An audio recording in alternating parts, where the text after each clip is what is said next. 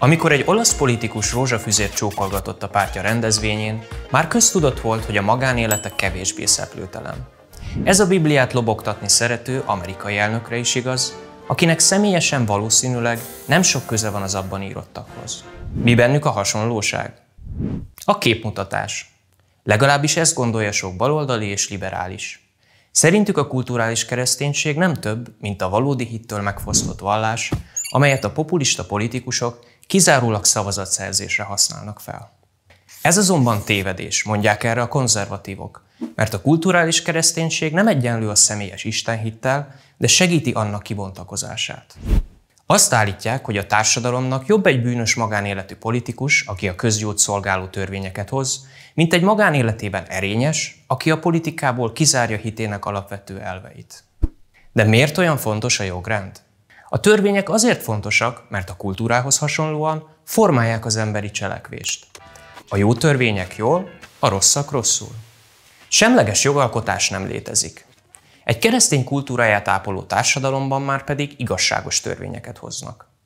Gondoskodnak a betegekről és a szegényekről, védik az életet a fogantatástól a természetes halálig, és az ünnepeken keresztül az örökké valóság reményét keltik a közéletben. A keresztény kultúra gyümölcseit nem csak a rendszeresen templomba járó kisebbség, hanem a más vallásúak, sőt a nem hívők is szabadon élvezhetik.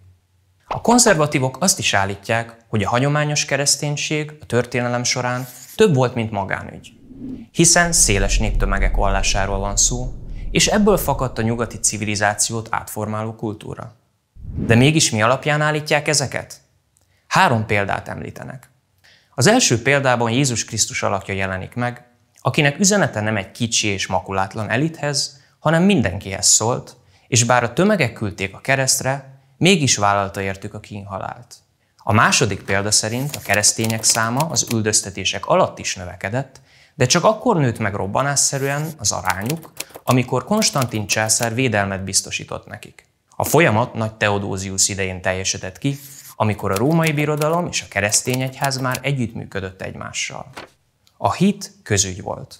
Végül rámutatnak arra, hogy Szent Ágoston sem ítélte el a római elitek politikai megtérését, mert sokkal emberségesebb, keresztényibb jogrendet tartottak fent, mint az elődeik.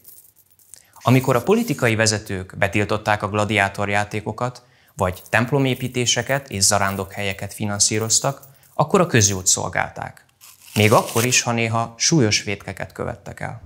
Természetesen a birodalom megkeresztelése nem jelentette azt, hogy minden ember megtért volna, de olyan alapokat fektetett le, amelyek megkönnyítették ezt. Ezzel a hit nem változott meg, csak teljesebb lett, mert idővel létrejöttek a keresztény kultúrájú népek. Mi ebből a tanulság?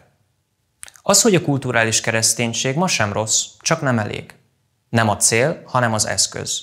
Nem a város, hanem a várfal. Ezért a kultúrkeresztényeknek nem szabad elfelejtenie. Az igazság mércéje nem a hitelesség, de mindig a hitelesség teszi vonzóvá az igazságot. Filemon Norbert, az Axioma főszerkesztője. Ha tetszett a videó, iratkozz fel az Axioma YouTube csatornájára.